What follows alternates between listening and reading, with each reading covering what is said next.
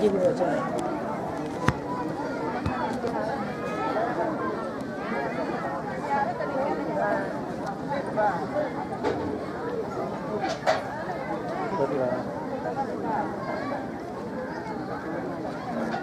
Call कर दो।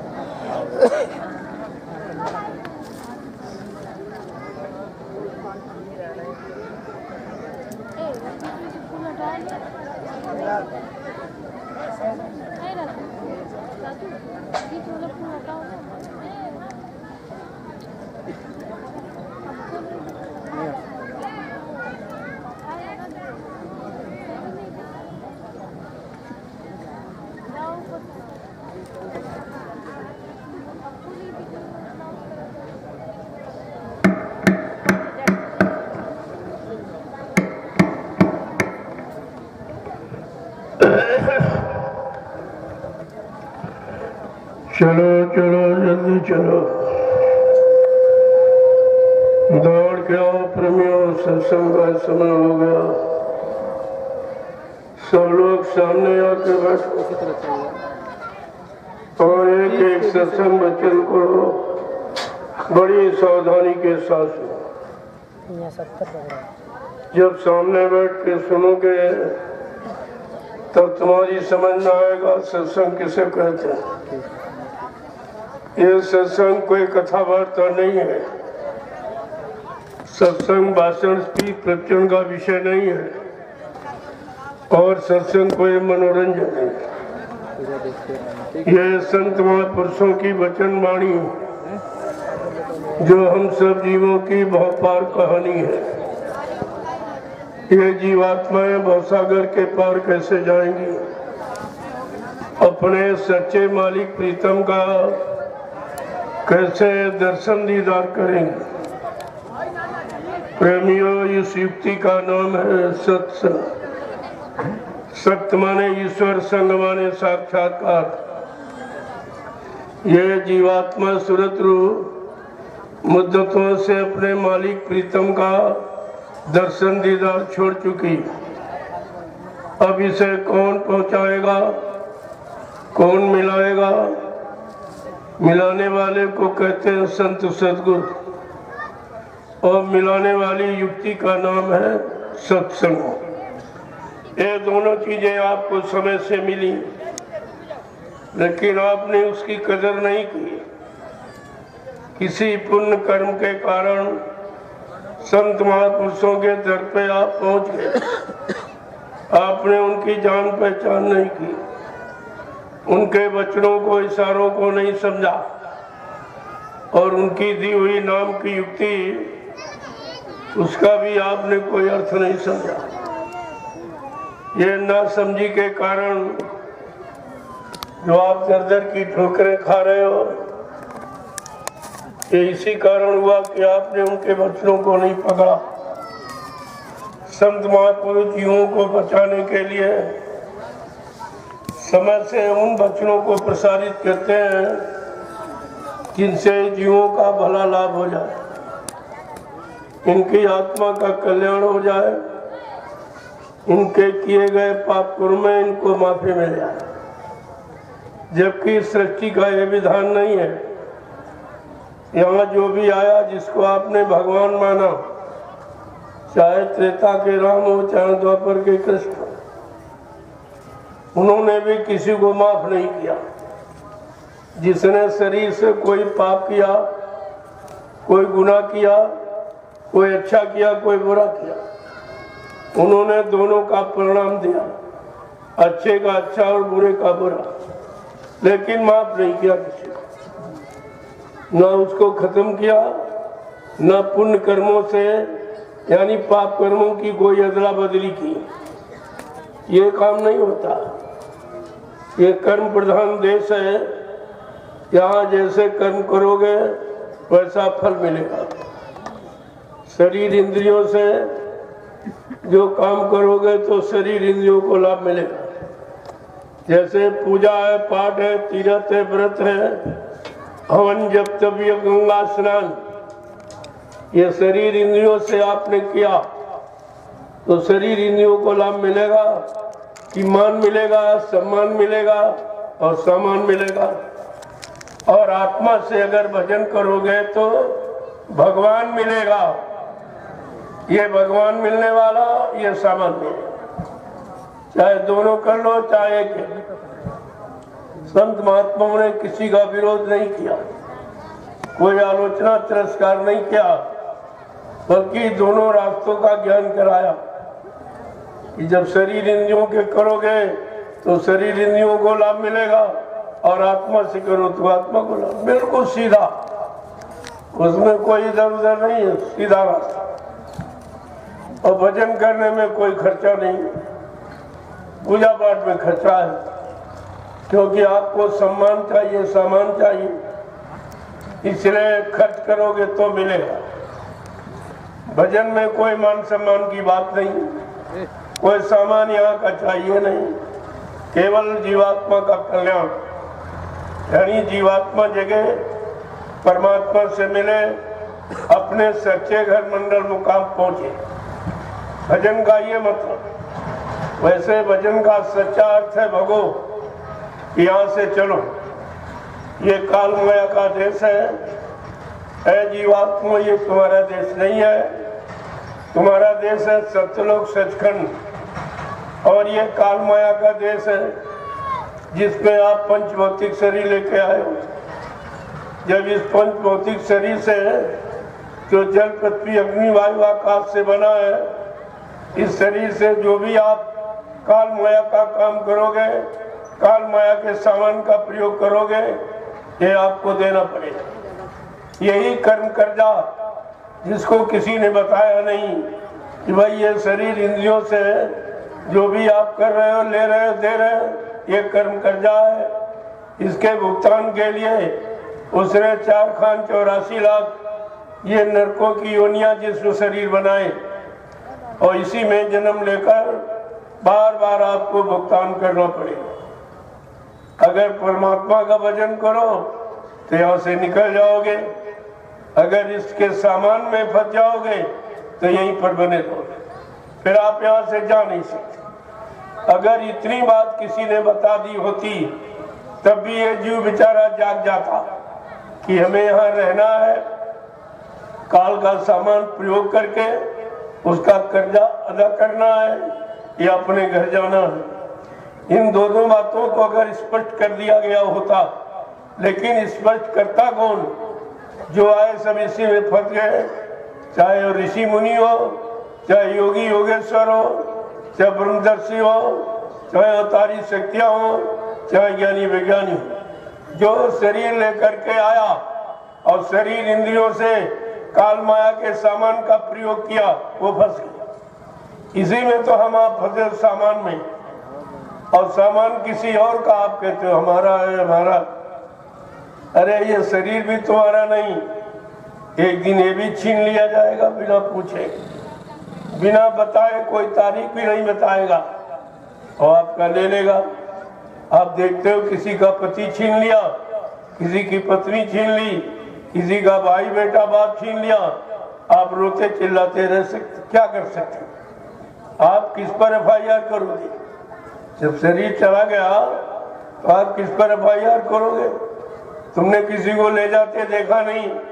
यही संत महात्मा आपको बताने आए हैं कि ये शरीर तुम्हारा नहीं है, ये काल माया का, इसलिए शरीर पर तुम्हारा कोई अधिकार नहीं है। तुम शरीर में अपनी जीवात्मा को रखकर यानी कितने दिन रह सकते हो और क्या क्या कर सकते हो, ये तो आपको बताया गया। लेकिन संत महापुरुषों ने कहा ये शरीर तुम्हारा नहीं है, तुम इसको लेके नहीं जा सकते। तुम चाहे जितने इसको सजा लो, चाहे खिला लो पिला लो, और कैसे अच्छे और टूटे फूटे मकान में रख लो, ये सब कुछ आप, लेकिन आप इसे रख नहीं सकते। ये परमानेंट तुम्हारा नहीं है। ये एक दिन आपको शरीर खाली करना पड़ेगा और शरीर यहीं छूट जाएगा, ये जीवात्मा चली जाएगी। और जीवात्मा से आपने अभी तो कुछ किया ही नहीं, क्योंकि आपको किसी ने बताया नहीं। सब शरीर की शिक्षा देने वाले आए और शरीर से अच्छे बुरे पाप कर्मों को कराने के लिए आए, लेकिन आत्मिक कर्म जो जीवात्मा से किया जाता है जिसका कभी नाश नहीं होता है, जो अजर अमर है, और उसका काम या उससे जो काम करोगे वो तुमको अजर अमर देश पहुंचा देगा। अगर ये सब जानकारी आपने रखी होती या किसी संत महापुरुषों ने से आपने पूछा होता तब भी आपकी समस्या हल हो जाती, लेकिन आज तक न किसी ने पूछा और न किसी ने आपको बताया। अब ये लगभग 750 वर्ष आपके पूरे होने जा रहे। जब से संत आए, सर्वप्रथम कबीर साहब आए, उन्हीं से संत मत चला है, उन्हीं से संत नाम सुनने को मिला। नहीं, ये संत नाम भी कोई नहीं जानता था, न ऋषियों, न मुनियों, न योगियों, न महर्षियों, न ब्रह्मचारियों, न अवतारी शक्तियों, न ज्ञानी विज्ञानियों, किसी को भी संत नाम नहीं मालूम, क्योंकि संत आए ही नहीं थे। इनके समय में नहीं आए, वो तो अभी कलयुग में आए जो 750 वर्ष हुए। कितना समय निकल गया, भूल भटक में 3 युग और 5,500 वर्ष कलयुग के भी आपने निकाल दिए, लेकिन ये संत नाम सुनने को नहीं मिला। जब संत आए नहीं थे तो किसी जीवात्मा का अंत नहीं था, सब यही फंसी पड़ी थी। कोई यहाँ से निकल कर अपने देश नहीं पहुंच पाई, यानी जन्म मरण से छुटकारा नहीं मिल पाया। आज ये काम करने के लिए संत महापुरुष आए और काम करने की आवाज लगाई और आपसे तरह तरह से वादे किए, आपको विश्वास दिलाने के लिए कि कहीं भूल भरम न हो जाए। हमारे वचनों को सुनकर, हमारी बातों को सुनकर आपको कहीं भूल भरम न हो जाए, इसीलिए उन्होंने पक्का वादा किया कि मैंने जिनको भी ये नाम दान दिया है, ये नाम जिनको सुनाया, बताया, समझाया, जब तक इनकी जीवात्मा को घर नहीं पहुंचा लूंगा, मैं इस मानव शरीर को छोड़ के जाने वाला नहीं हूं। कितना बड़ा ये वादा है, लेकिन आप भूल गए। पता नहीं आप मथुरा के तो क्या सुनते रहे, मथुरा में आपने कुछ सुना क्या? अगर सुना होता तो भूल कैसे जाए? जो जो तुमको सुनाया, समझाया गया, आप सब भूल गए। तो मैं तो लोगों से पूछता हूँ और आपसे भी पूछूंगा कि आप लोग मथुरा जाते थे तो गुरु के दर्शन करने जाते कि चेलों का? गुरु का। जोर से बोलो। गुरु का। आप लोग मथुरा जाते थे गुरु का दर्शन करने कि चेलों का दर्शन करने? गुरु का। गुरु की सुनने गए थे कि चेलों की सुनने गए थे? गुरु की। गुरु की मानने गए थे कि चेलों की मानने गए थे? गुरु की। गुरु भक्ति करने गए थे कि चेला भक्ति करने गए? गुरु भक्ति। और ये सब चेला भक्ति कर, सब के सब गुरु भक्ति सब भूल गए, सब गुरु को भूल गए, गुरु के बच्चों को, गुरु के वादों को सब भूल गए और सब चेला भक्ति करें। अरे चेला पार करेगा कि गुरु पार करेगा? इतनी भी बात तो तुम्हारी समझ में आई नहीं। गोस्वामी जी महाराज ने हम सब कलयुग के जीवों को सही, सच्ची, अच्छी, नई, भली बात बताने के लिए समय से गुरु की महिमा, गुरु के नाम की महिमा, गुरु के जगाए नाम की महिमा और गुरु के काम की महिमा बताई, ताकि कोई जीव गुरु से विमुख न होने पावे, अलग न होने पावे, गुरु को भूलने न पावे, गुरु के वचनों का न भूलने पावे। नहीं, काल माया उस पर पूरा अधिकार जमा लेगी, फिर तुम्हें देश से कभी निकल नहीं पाएगा। ये सब आपको ध्यान में रखना चाहिए। मैंने लोगों से पूछा कि आप बाल बच्चेदार हो, सही बोलना, आप लोगों ने नामदान गुरु महाराज से लिया या किसी चेले से लिया? गुरु महाराज से। जोर से बोलो। गुरु महाराज से। देखो, सत्य को मत छिपाओ, नहीं भी एक दोष पाप तुम्हारे लग जाएंगे। आप लोगों ने गुरु से नामदान लिया या चेले से नामदान लिया? गुरु महाराज से। आपका हाथ गुरु महाराज ने पकड़ा या किसी चेले ने पकड़ा? गुरु महाराज। आपकी जीवात्मा को जगाने का, परमात्मा से मिलाने का, निज घर पहुंचाने का वादा ये गुरु महाराज का है या किसी चेले का है? गुरु महाराज का। फिर तुम जा कहाँ रहे हो? कहाँ जा रहे हैं? नामदान गुरु से लिया, चेला गुरु के बने, हाथ गुरु ने पकड़ा, पार करने का वादा गुरु ने किया, और जा कहाँ रहे? सब भटक गए, कोई इधर भाग गया, उधर भाग गया।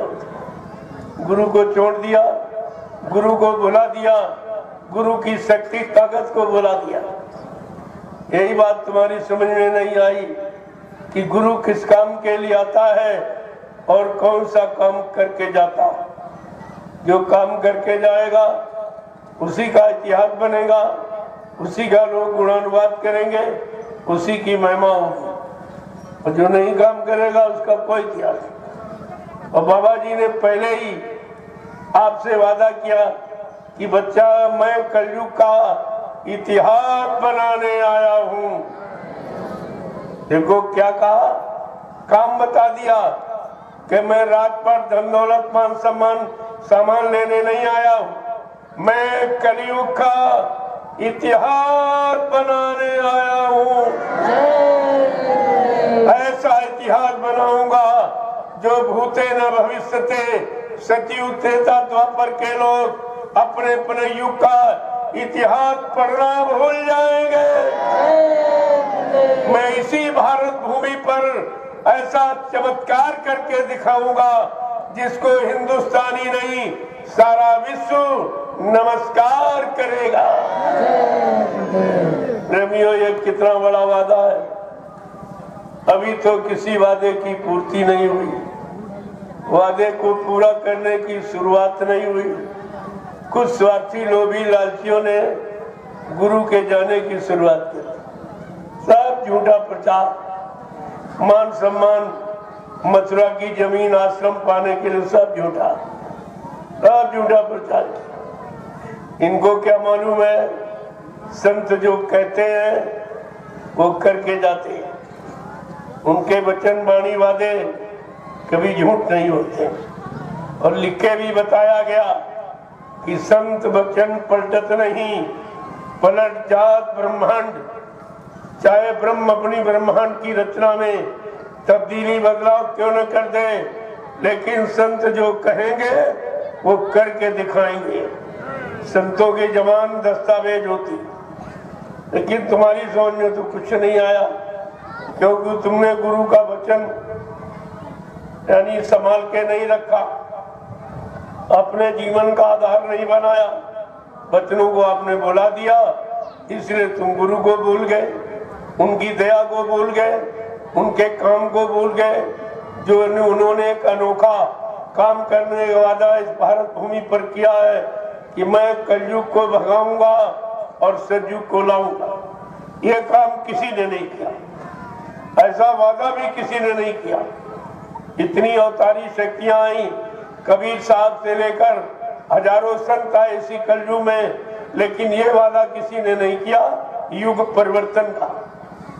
युग परिवर्तन का वादा किसी ने, ऋतु परिवर्तन की बात तो बताई गई, सर्दी के बाद गर्मी, गर्मी के बाद बरसात, ये तो आपको बताया गया। लेकिन युग परिवर्तन की ये पहली आवाज है, ये अनामी महाप्रभु की आवाज है, इसलिए इसे न कोई कर सकता है और न उनको कोई इस काम से रोक सकता है। ये ऐसा अद्वितीय काम है, और सब भूल गए, किसी की समझ में कुछ नहीं, कुछ भी आपकी समझ में नहीं आया कि गुरु का अर्थ क्या है। हमारे भारत देश में गुरु का प्राचीन काल से स्थान रहा, हर यानी युग में लोग गुरु को करते चले आए। अब ये जहाँ का गुरु वहाँ का ज्ञान देगा। जैसे तुम्हारे यहाँ प्राइमरी का गुरु तो प्राइमरी की शिक्षा देगा, जूनियर वाला जूनियर की शिक्षा, डिग्री वाला डिग्री की शिक्षा देगा। इसलिए तो भौतिक जगत के गुरु और वो आध्यात्मिक जगत के, मतलब गुरु संत और सदगुरु और परम संत अनामी महापुरुष, ये सब अलग अलग और सबका काम अलग। मालिक जिनको हुक्म देके भेजता है कि जाओ तुम इतने जीवों को जगाना, तुम इतने जीवों को जगाना, तुम इतने जीवों को जगाना, वो अपने अपने तरह से जीवों को जगाते रहते। कहा तुम जगा के खड़ा कर देना, बस तुम्हारा इतना काम।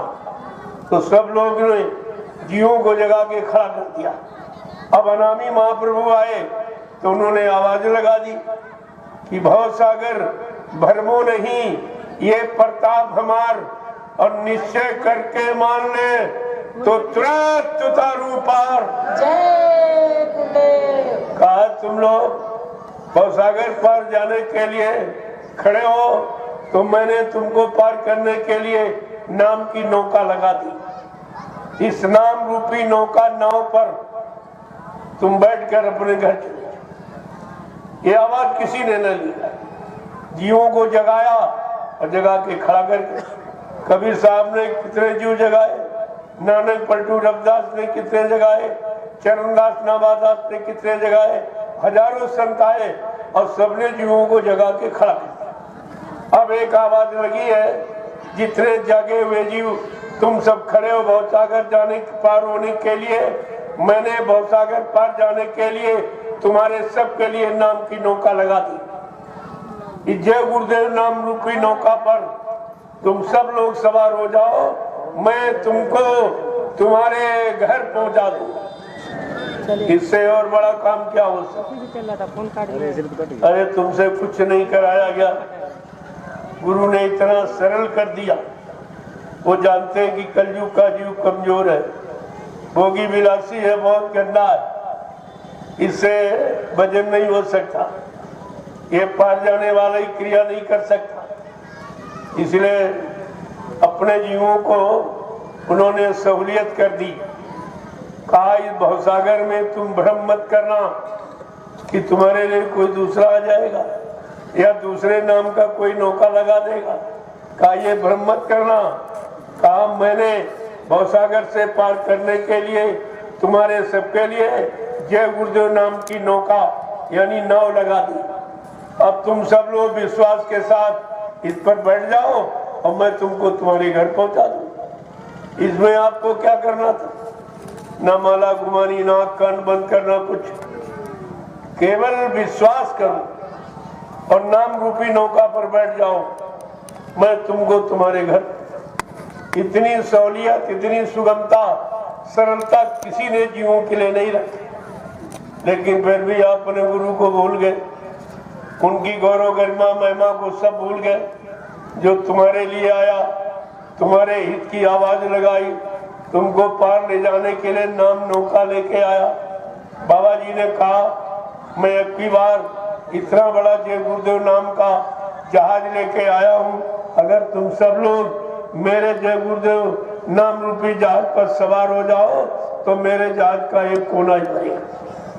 कहा सारा विश्व अगर बैठ जाए फिर भी मेरे जहाज का एक कोना बनेगा। इतना बड़ा लेके आया, फिर भी आप नहीं समझ पाए, क्या जहाज खाली लौट गया? अभी कोई जीवात्मा सवार हुई नहीं, कोई बल पहुंची नहीं, तुम कहते गुरु चला गया, प्रचार कर दिया गुरु मर गया। अरे कोई मरने वाली चीज, वो तो अजर अमर देश से आया है। जब तक जीवात्माओं को अजर अमर देश नहीं पहुंचा लूंगा, कहा मैं चैन से बैठने वाला नहीं हूँ। जब तक मेरा एक भी जीव यहाँ रहेगा मैं बराबर मौजूद रहूंगा। जब मेरे जगह सारे जीव चले जाएंगे मैं पीछे से जाऊंगा। ये सब जानकारी अगर आपने रखी होती तो तुम्हारे अंदर अपने गुरु के प्रति कोई शंका नहीं, और शंका ने सब काम आपका खराब कर दिया। शंका के बारे में कितना आपको समझाया गया कि बच्चा शंका मत करना, शंका बड़ी दुखदाई है।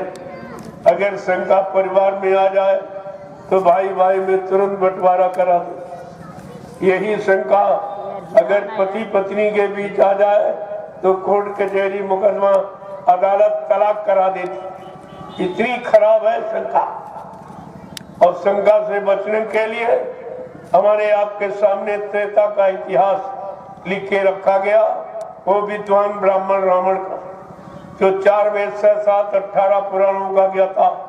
उत्तम कुल पुलस्त करनाती, शिव विरंच पूजो गोमाती, जो ब्रह्मा विष्णु महादेव की जिसने अखंड तपस्या आराधना साधना करके उनको अपने बस में कर लिया, लेकिन समय के चगाए नाम की शंका से नहीं बच पाया। जो समय से ऋषि मुनियों ने राम नाम जगाया था वो शंका से अलग नहीं हो पाया।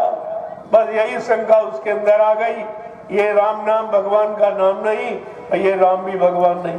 बस इसी शंका में सोने की लंका चली, शंका में लंका खो बैठा। आपने अपने समृद्ध गुरु में शंका की तो गुरु की दया खो दिया। जो दया न कोई दे सकता है और न कहीं मोल मिलती है। ये कितना बारी आपने नुकसान किया। अगर हर बात समझते रहते और अपने जगह पर खड़े रहते, बचनों को याद करते रहते, तो इतना भारी नुकसान आपने नहीं किया। इस नुकसान की पूर्ति रुपए पैसे धन दौलत सामान से, क्योंकि गुरु के दया कोई मोल थोड़ी बिकती है। वो तो उनकी मौज पर निर्भर है, कब कैसे तुम्हारे से खुश हो जाए, कौन सी सेवा से खुश हो जाए और क्या आपको दे दे, क्या आपका लाभ करा दे। यूं तो नहीं समझ पाता है। वो अदृश्य रूप में यानी प्रत्यक्ष अप्रत्यक्ष दोनों तरह से तुमको लाभ देते ही रहते हैं। नहीं कलयुग का जीव ये टिक नहीं सकता। जिस रास्ते पर आप चल रहे हो ये तुमको टिका के रखा गया। मन खराब होते देर नहीं लगती। और फिर कलयुग में जब सतयुग था में अच्छा युग था, बड़े बड़े ऋषि मुनियों के मन खराब हो गए, जो हजारों वर्ष जंगलों में तपस्या करते फिर भी मन खराब हो गया। तपस्या से भी मन ठीक नहीं हुआ, पूजा पाठ से भी ठीक नहीं हुआ। आप कितनी पूजा पाठ करते, लेकिन मन आपका ठीक हुआ। पूजे तो करते हो सब लोग, लेकिन किसी पूजा ने तुम्हारा मन नहीं ठीक किया। किसी दान और व्रत ने और तीर्थ और मूर्त में सब जगह गए, लेकिन मन ठीक नहीं हुआ। कितना स्नान किया गंगा जमुना अन्य नदियों का, लेकिन मन की गंदगी नहीं धुली। इसका मतलब है ये बाहरी उपचार से मन ठीक नहीं होता। मन के लिए संत महापुरुषों की बाहरी बनाई हुई यानी सत्संग की गंगा जब मिल जाएगा तो उसका मन साफ।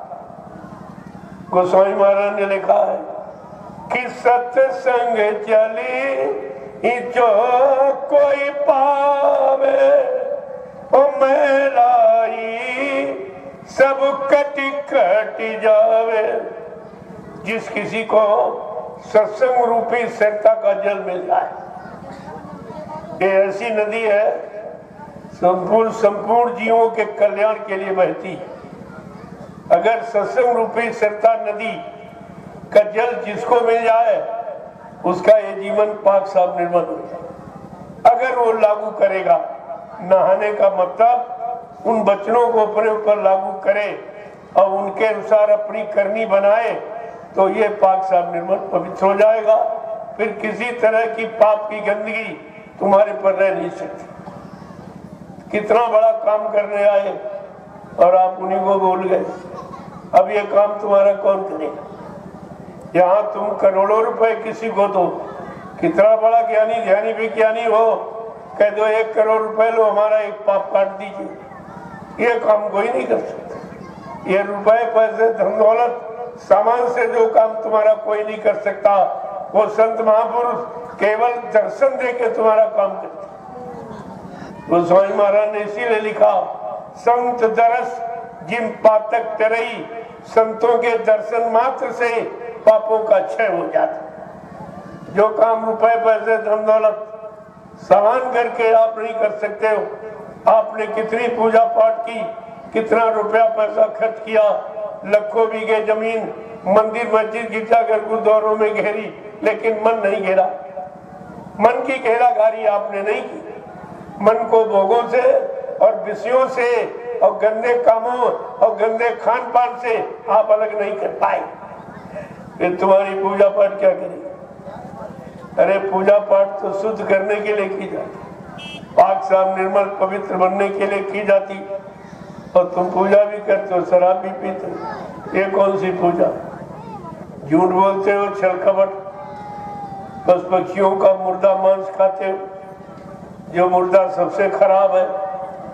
अगर तुम्हारे घर में कोई मुर्दा हो जाए तो घर वाला मुर्दा घर में रखते हैं आप? कहते नहीं नहीं भाई घर में नहीं रखेंगे, इसको नदी किनारे ले जाओ और ऐसे नहीं लकड़ियों पर रख के जला के रख, मुर्दा को कोई नहीं रखेगा। ये जब आप जानते हो कि मुर्दा घर में नहीं रखा जाता और घर वाला मुर्दा जिसने जमीन मकान बनाए, दुकान बनाई, बाल बच्चे पैदा किए और सब व्यवस्था आपकी बनाई, जब वो शरीर मुर्दा हो गया तब आप उसको घर में नहीं रखते, कहते हो नहीं भाई मुर्दा घर में नहीं। तो मैं आपसे यही तो पूछने आया हूँ कि घर का मुर्दा घर में नहीं रहेगा और बाजार वाला मुर्दा रसोई घर में रहेगा। ये कौन सी तुम्हारी बुद्धि है? ये कौन सा धर्म है? कौन सी पूजा पाठ? ये कौन सी क्या है कि घर वाला मुर्दा घर में नहीं और बाजार वाला रसोई घर में, जहाँ भगवान का भोग लगाते हो। इतना भी नहीं समझ पाए हो कि हम ये कर क्या रहे। मुर्दा सबसे बड़ी गंदगी जो अपने घर में कोई नहीं रखता, हिंदू भी नहीं रखता, मुसलमान भी नहीं रखता। तो मुसलमान घर में कोई मर जाता है वो भी घर में नहीं रखता, वो भी कब्रिस्तान में गड्ढा खोद के गाड़ देता। और हिंदू नदी किनारे शमशान भूमि पर लकड़ियों में रख के जला के राख करते। ये दोनों मुर्दा घर में नहीं रखते। जब इतना बड़ा ज्ञान तुमको मिला है कि मुर्दा घर में नहीं रहेगा, घर वाला मुर्दा घर में नहीं और बाजार वाला रसोई घर में रहेगा, ये कौन सी आपका ज्ञान है? कौन सी पूजा है? कौन सा ये धर्म तुम्हारा है? किसी देवी देवता आपको बताया है? कोई रामायण गीता बाइबल कुरान, कोई ग्रंथ गुरु ग्रंथ साहब, कोई 4 वेद 6 7 18 पुराणों ने क्या ऐसी कोई शिक्षा दी है? या कोई मंदिर मस्जिद गिरजाघर गुरुद्वारे ये कोई ऐसी शिक्षा आपको देते हैं? फिर आपने ये कहां से किया? अब तो बहुत जोरदारी के साथ कर रहे, अब सब इसी में जुट गए, पिछले इतिहास को भूल गए। जिनको भगवान कहते हो त्रेता के राम ने, पहले उनका इतिहास पढ़िए कि उन्होंने क्या किया। तो उनका इतिहास ही कहता है कि उन्होंने अपने सगे पिता दशरथ को नहीं माफ किया, अपने पिता को नहीं माफ किया। अपराध क्या था कि धोखे में भक्त श्रवण कुमार की हत्या हो गई। एक हत्या धोखे से हो गई। भगवान राम ने अपने पिता को नहीं माफ किया। लोगों ने सिफारिश की भगवान आपके पिताजी हैं, अरे माफ कर दीजिए, धोखे में ये अपराध हो गया। कहते नहीं है कुछ, मैंने कर्मों का आधार पर विश्व की रचना की। उन्होंने कहा कि कर्म प्रधान ने विश्व रची राखा और जो जस कारी यह तो तस फल चाखा। भगवान राम के नियम कानून पढ़ते हो आप? ये पहला कानून भगवान का कि मैंने कर्मों के आधार पर सारे विश्व की रचना की है। जो जैसा कर्म करेगा मैं वैसा उसको फल दूंगा। न खत्म कर सकता हूँ, न अदला बदली कर सकता हूँ। ये काम नहीं, अच्छे का अच्छा और बुरे का बुरा। बड़ा स्पष्ट रामचरितमानस में लिखा कि ताकि आप समझ लो, लेकिन आपने उसको भी नहीं समझा। क्या लिखा है कि कालन मैं तिन कर भ्राता अशुभ आसु कर्म फल दाता। भगवान का कानून क्या है कि मैं महाकाल के हुक्म से इस काल नगरी में आया हूँ काम करने के लिए। कौन सा काम? धर्म की स्थापना के लिए, भक्तों की मदद के लिए और दुष्टों के संहार के लिए। मैं 3 काम करने आया, भक्तों की मदद करूंगा, धर्म की स्थापना करूंगा और दुष्टों का संहार। यही 3 काम करने के लिए भगवान है। लेकिन ये तो नहीं कहा कि मैं आत्मा के कल्याण के लिए आया हूं, आत्मा को भवसागर से पार करके इसको उसके घर पहुंचाने आया हूं, ऐसा तो उन्होंने नहीं कहा। और ना ऐसा लिखा गोस्वामी महाराज। ये सब जानकारी आपको रखनी चाहिए थी, लेकिन सब भूल गए आप। दूसरी घटना है कि भगवान राम ने कुंभकर्ण का वध ये क्यों किया। रामचरितमानस तो प्रशंसा करती है, कुंभकर्ण सब नहीं बलवंता, कुंभकर्ण के समान कोई धरती पर बलवान नहीं, लेकिन भगवान ने उसको माफ नहीं किया। कारण क्या था? वो शराब पीता था, मांस खाता, केवल 2 कामों के कारण। शराब पीता था, मांस खाता था, इसलिए भगवान ने उसका वध किया। कम से कम इस बात को तो आपको सोचना चाहिए था कि जब कुंभकर्ण का वध कर दिया, उसको नहीं माफ किया, उसने केवल 2 ही काम, शराब और मांस खाना। अगर भगवान राम का कानून आज लगा दिया जाए तो परिवार समाज में रहने वाले तुम कितने लोग बचोगे? तुम तो सब शराबी कबाबी हो, सब शराब पीते हो, मांस खाते हो। तुम्हें कुंभकर्ण के वध का मतलब नहीं समझा। ये भगवान ने इस पर क्रोध क्यों किया, इसको भी आपने नहीं समझा, और तुम सब उसी सजा पाने के अधिकारी बन गए। अब तुम्हें कौन माफ करेगा?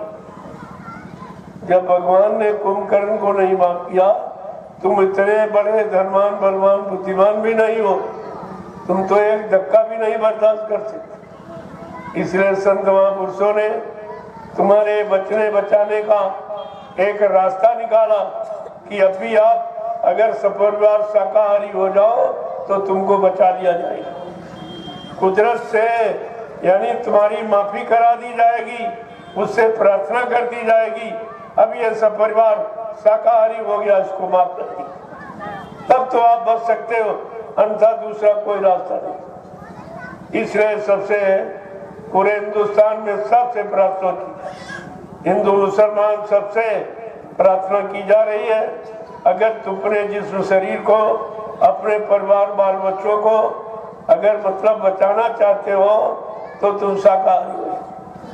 मैं जानता कि आप महात्मा धर्मात्मा नहीं बन पाएंगे, आप सच्चे ईमानदार चरित्रवान नहीं बन पाएंगे, लेकिन शाकाहारी तो बन जाओ कम से कम। इसमें कौन सी आफत, कौन सा खर्चा है?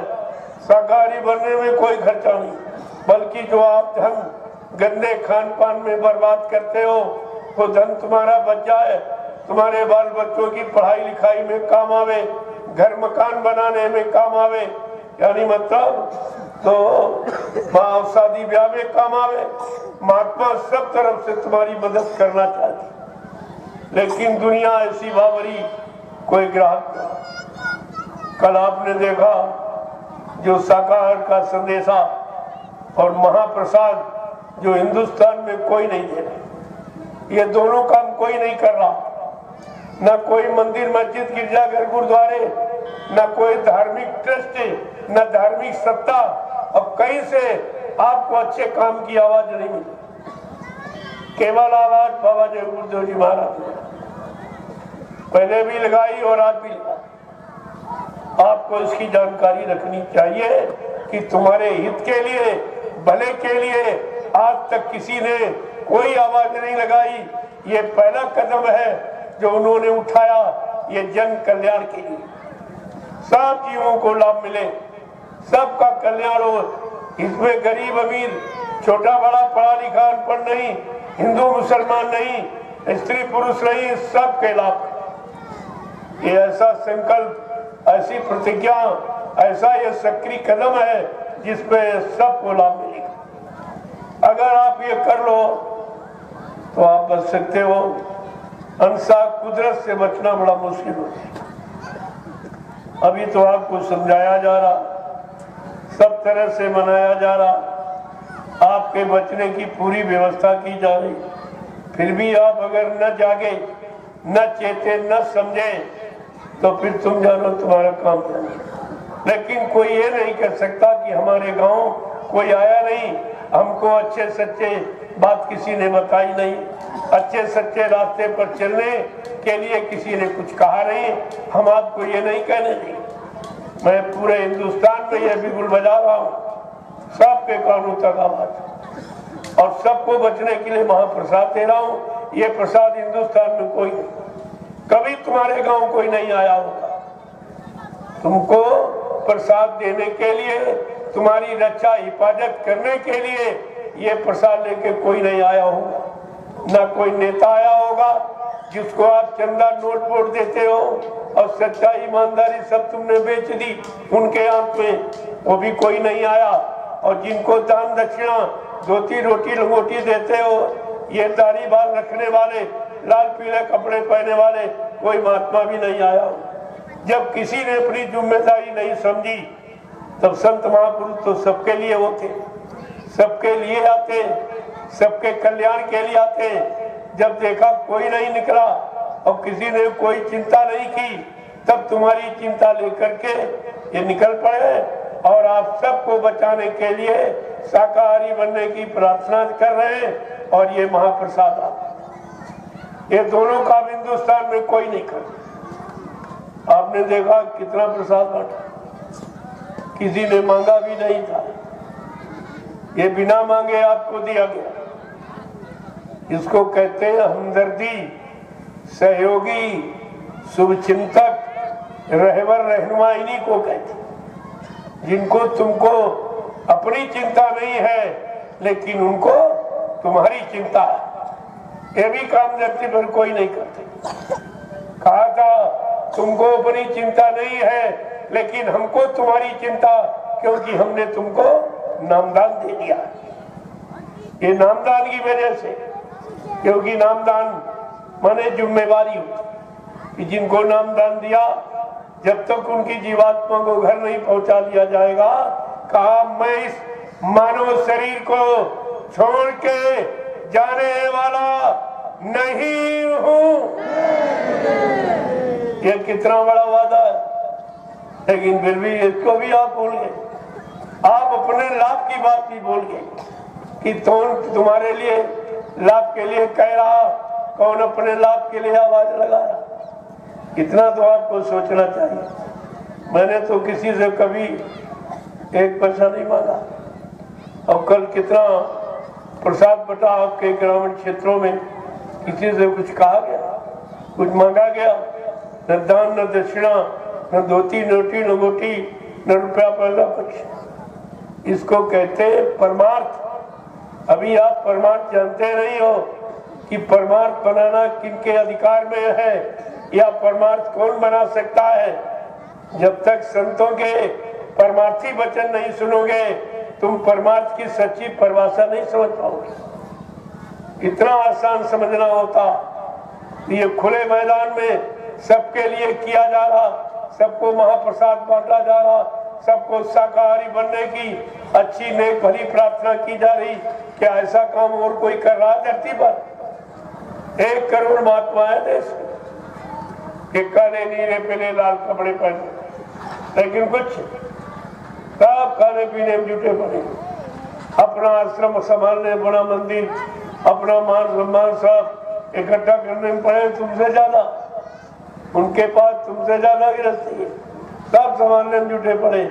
लेकिन तुम्हारे लिए किसी को चिंता नहीं। अगर चिंता होती तो मैं जब निकला हूँ मुझे तो कोई नहीं मिला, कोई दाढ़ी बाल वाला, कोई लाल पीले कपड़े पहनने वाला हमको नहीं मिला कि मैं जनता के भले के लिए, जनता पर मुसीबत आ रही, एक छोटी सी बीमारी कोरोना आई, कोई आया तुम्हारे घर? कोई नहीं बचा। कल कोई डॉक्टर, न वैद्य हकीम, न कोई दवा। अभी तक इसकी कोई दवा नहीं बनी। सब झूठा प्रचार किया है, कोई दवा नहीं। ये 4 इंच का कपड़ा जो मुंह पे लगा दिया, ये दवा है। मैंने पूछा भाई ये क्यों लगवा रहे हो? कहते मास्क हमने क्यों लगवा रहे? इसका क्या मतलब? क्या कोई ये दवा है कोरोना की? कोई नहीं बताता। वो था व्यापार। 4 इंच के कपड़े में करोड़ों रुपए पैदा होते, और तुम ऐसे जागते ताकते रह जाते हो। तुम्हारी पढ़ाई लिखाई, तुम्हारी डिग्री ये किस काम आएगी? न तुम्हारे काम आई, न समाज देश के काम आई। फिर तुम्हारा पढ़ना लिखना किस बात? एक ने अल्लाह बचा दिया, दूसरे मुंह पे बांध दिया, पट्टी बांध दी। आपको ये नहीं मालूम अगर नाक कान बंद कर दिया तुम जिंदा रहोगे? सही वायु तुमको फेफड़ों को मिलेगी सही ऑक्सीजन फेफड़ों को मिलेगी। जब कपड़ा बांधोगे मुंह नाक पर तो इससे तुम्हारे फेफड़े और कमजोर हो जाएंगे, बहुत जल्दी जल्दी मौत की गोद में चले जाओ। ये सब जनसंख्या कम करने के उपाय तुमने तुम्हारे साथ धोखे किया और कोई कहने वाला नहीं। कोरोना काल में आप देखा शुरुआत नोटबंदी से की गई और कोई नहीं बोला कि नोटबंदी क्या, इसके बंद करने से क्या लाभ मिलेगा, कौन लोग खुशहाल हो जाएंगे, सुख शांति मिल जाएगी, कोई नहीं बोला। न पक्ष न विपक्ष, सब एकदम मौन, कोई नहीं बोला। और नोट बंद भी नहीं हुआ। नोटबंदी का मतलब नोट बंद कर दिया जाए, कोई धातु उसकी जगह चला दिया तो मान लो नोट बंद हो गया। नोट बदले नोट और घटिया नोट, लंबाई चौड़ाई कम और कागज एकदम घटिया। और कोई नहीं बोला कि भाई ये नोटबंदी कौन सी, और जो 1000 रुपया और 500 का जो बंद किया गया वो कहाँ गया, वो कहाँ रखा गया, ये भी न किसी ने जानकारी दी, न आपने उसकी जानकारी दी। जबकि आपको मालूम है नोट जब छपता है जब उसके बराबर तुम्हें सोना देना पड़ता है। इसका मतलब 500 का नोट, 1000 का नोट एकदम बंद करा दिया, हमारा सोना चला गया। देश से कितना सोना गायब करने की कैसी नीति, इसको देखिए आप।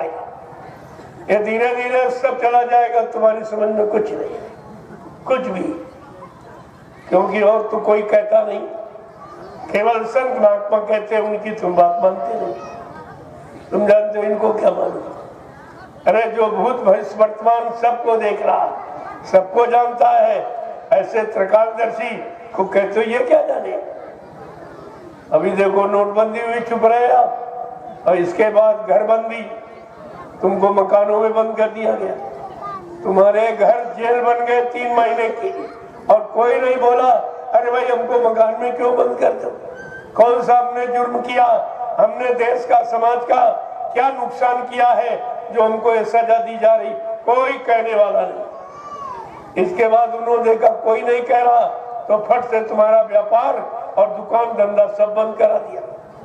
फिर भी आप नहीं बोले कि रोजी रोटी तो कोई देता नहीं है, किसी तरह से हम लोग कमा खा रहे हैं, दुकान चला के, व्यापार चला के, बाल बच्चों की परवरिश कर रहे हैं, और मतलब उसको बंद कर दिया गया, कोई नहीं कहने वाला। इसके बाद देखा कोई नहीं कह रहा तो फट से उन्होंने यातायात, रेल और मोटर और सड़क ट्रेन सब बंद कर, कोई नहीं बोला कि इससे क्या मतलब, ये कौन सी कोरोना की दवा है कि रेल मोटर बंद कर दो, बाजार बंद कर दो, दुकान बंद कर दो, मकान भी, ये सब क्या।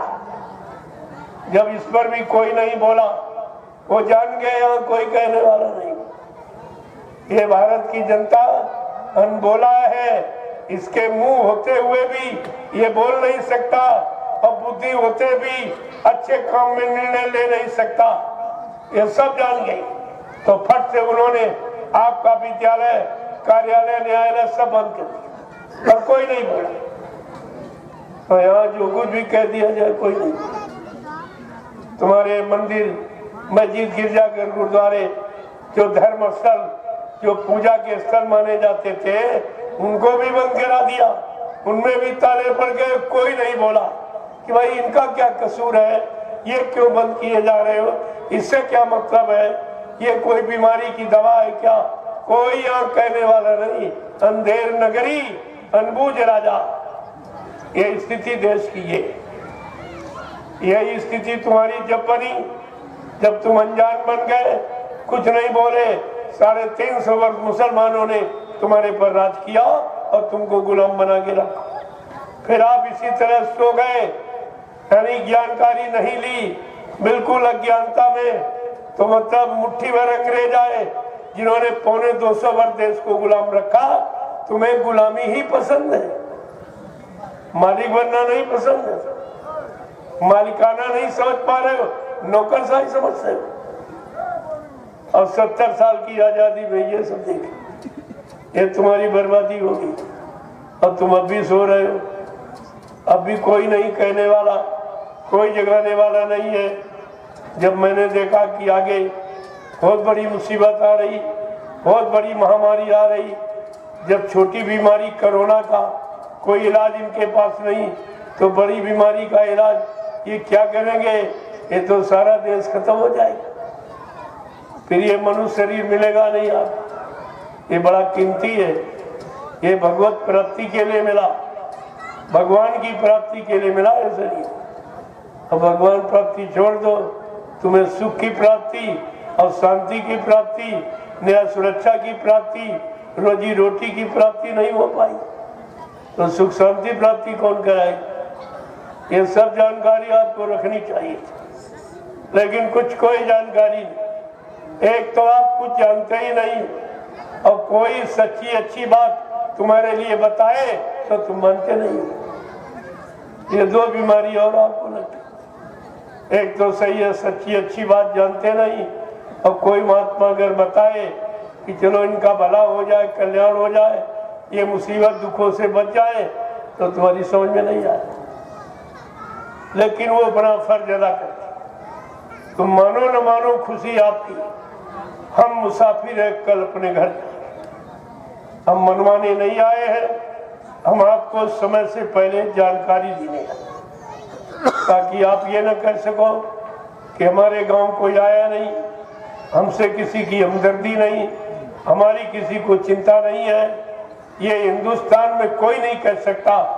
मैं 10 वर्षों से लगातार यही राष्ट्रीय मंच लगाकर सबको जानकारी दे रहा हूँ, सारी जानकारी। पिछले जो वचन आपको सुनाए गए 10 जुलाई 1952 से मथुरा में या बड़े बड़े जगह कार्यक्रम करके, उन वचनों की एक बार फिर से तुम्हें जानकारी देने आया। एक बार इनको फिर ये बात बता दो, ताकि ये बेचारे भूल भ्रम में न पड़ जाएं। नहीं, अगर अब की बार ये मानव जीवन निकल गया, फिर इनको मिलेगा नहीं, फिर ये परमात्मा बार बार नहीं देगा। गोस्वामी जी महाराज ने बड़े जोरदार शब्दों में रामचरितमानस में लिखा दिखा कि कबहू ककारी करुणा नर देही और देतई बिन तू सनेही। कभी कभी करुणा निधान कृपा तेरा मेहरबानी करके मानो अनमोल मंदिर ये आपको दे देता कि जाओ अब की बार किसी महात्मा की तलाश करके अपने घर जाने का रास्ता पूछ लेना। वो जीवात्मा को जगाने आए हैं, घर पहुंचाने आए हैं, उनको जीवात्मा के घर का पूरा पता है, उनसे पता ले लेना और अपने घर चले जाना, फिर तुमको यहाँ कभी नहीं आना पड़ेगा। ये सब जानकारी आपको दी गई, और इतना समय किसी ने खर्च नहीं किया जितना बाबा जी ने समय आपके लिए दिया।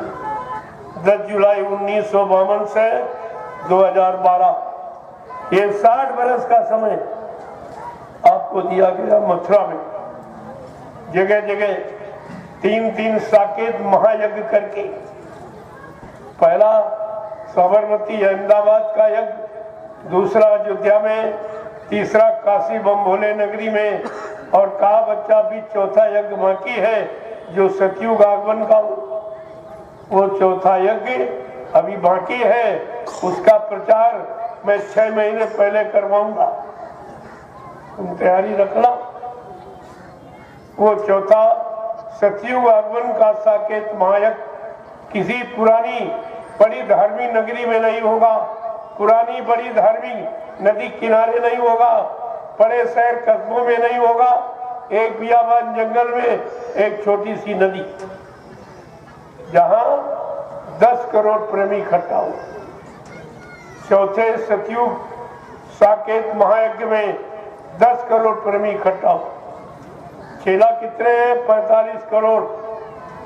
बाबा जी ने तो पहले ही छटनी करके बताया कि 10 करोड़ बचेंगे जो चौथे साकेत महायज्ञ में शामिल हुए। बाकी कोई इधर, कोई उधर, कोई उधर, कोई स्वार्थ में, कोई लोभ में, कोई लालच में, ये सब इधर उधर यानी भ्रमित हो जाएंगे। 10 करोड़ प्रेमी बचेंगे। मैं वहां पर सतयुग आने की तारीख की घोषणा करूंगा।